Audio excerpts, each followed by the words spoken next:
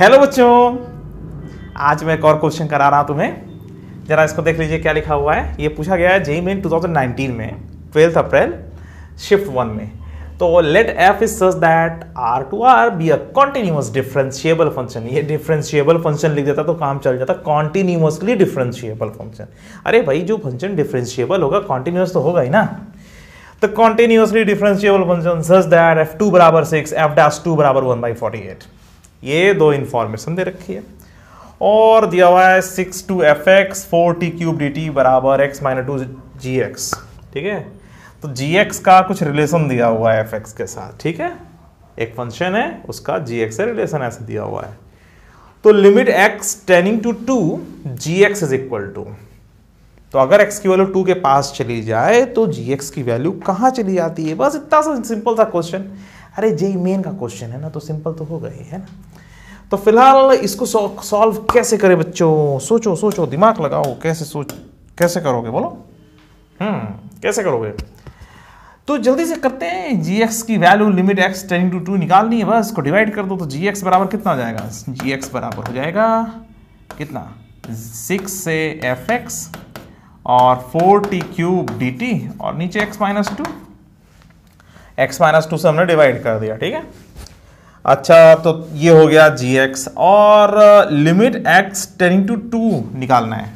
तो limit x tending to 2 gx is equal to, अब इसमें भी लिमिट लगाना पड़ेगा। ठीक है, तो 6 से fx हो गया और 4t³ dt और इधर लगा दो लिमिट x टेंडिंग टू कितना? x tending to 2। इसको मैं बाहर लिख दे रहा हूँ। ठीक है, इसको थोड़ा सा राइट में कर दूं। चलो भाई, इसको राइट में कर देता हूं और ये हो जाएगा limit of x tending to 2।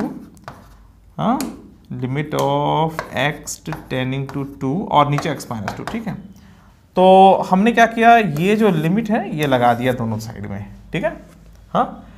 अच्छा, इसके बाद अब कहानी चालू होती है। अगर लिमिट x की x टेंडिंग टू 2 लिया यहाँ पे लिखा हुआ है, तो 6 से fx 4t³ dt ऊपर लिखा हुआ है, नीचे x - 2 लिखा हुआ है। एक काम करते हैं, देखो, अगर x किलो 2 के पास जाते तो ये f2 आएगा। ठीक है, और f2 की वैल्यू कितनी दे रखी है? 6। तो इसका मतलब ये हुआ कि अगर x किलो 2 के पास जाएगा तो ये 6 के पास जाएगा। तो 6 से 6 लिखा हुआ है, ये 0 के पास जा रहा है। ये जो पूरा देख रहे हो ना, ये 0 के पास चला जाएगा। अगर x किलो 2 के पास जा रही है तो ये पूरा न्यूमरेटर में जितना लिखा हुआ है ना, जितना क्वांटिटी लिखा हुआ है, ये पूरा 0 के पास चला जाएगा। अगर x किलो 2 के पास जाएगी तो यहाँ पे f2 के पास ही चला जाएगा और f2 बराबर 6 दिया हुआ है, क्योंकि fx के बारे में दिया हुआ है कॉन्टिन्यूअसली डिफरेंशिएबल फंक्शन। ठीक है, तो यहाँ पर इसकी वैल्यू 6 के पास जा रही है और 6 से 6 से थोड़ा अगल बगल हो तो इसकी वैल्यू लगभग 0 आएगी। इतना कंफर्म हो गया। और x किलो अगर 2 के पास जा रही है तो x - 2 की वैल्यू भी 0 के पास जा रही है। इतना कंफर्म, ये बातें कंफर्म हो गई। ये 0/0 फॉर्म में है।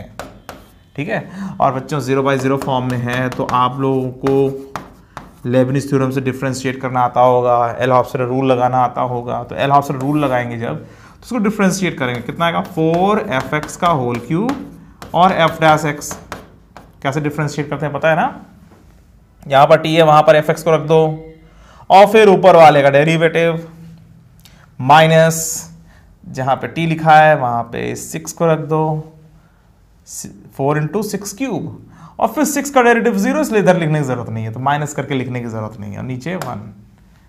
हमने एल हॉस्पिटल रूल लगाया, LH रूल लगा करके हमने ऐसे कर दिया। ठीक है, बस अब इसके बाद क्या रह गया यार इस क्वेश्चन में? जेईई मेन का क्वेश्चन है ना, बहुत आसान क्वेश्चन है ये। 4f2 का होल क्यूब और इंटू f'2 आ रहा है। ठीक है, और 4 और f2 की वैल्यू कितनी दी हुई है? 6 दिया हुआ था ना, 6 का होल क्यूब और f'2 की वैल्यू 1/48 दिया हुआ है शायद।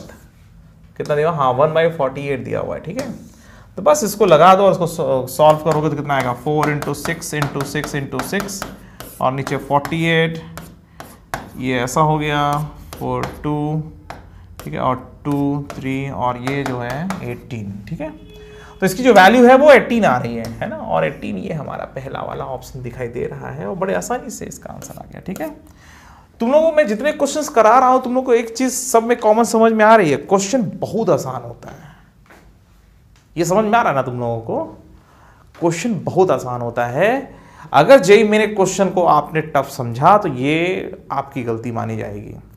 बहुत आसान होता है, बहुत आसान, एकदम जैसा बोर्ड का लेवल होता है ना, एकदम वैसा ही आसान समझ लो। तुम्हें बस थोड़ा सा ध्यान देना है, ठीक है। तो आप लोग पूरा रिवीजन अच्छे से रखिए, एक नोट्स बना लीजिए, एक रजिस्टर बना लीजिए जिसमें फार्मूले वगैरह खूब लिखे हुए हों, आपने खूब फार्मूले लिखे हुए हों, ठीक है।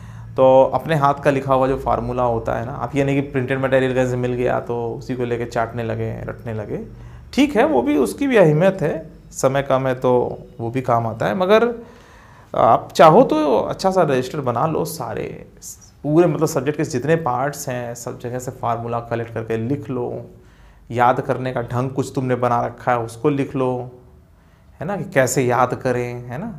तो इस तरह से जब सारे फार्मूले याद रहेंगे और प्रैक्टिस ठीक ठाक रहेगी तो क्वेश्चन आसान लगेंगे आपको, ठीक है।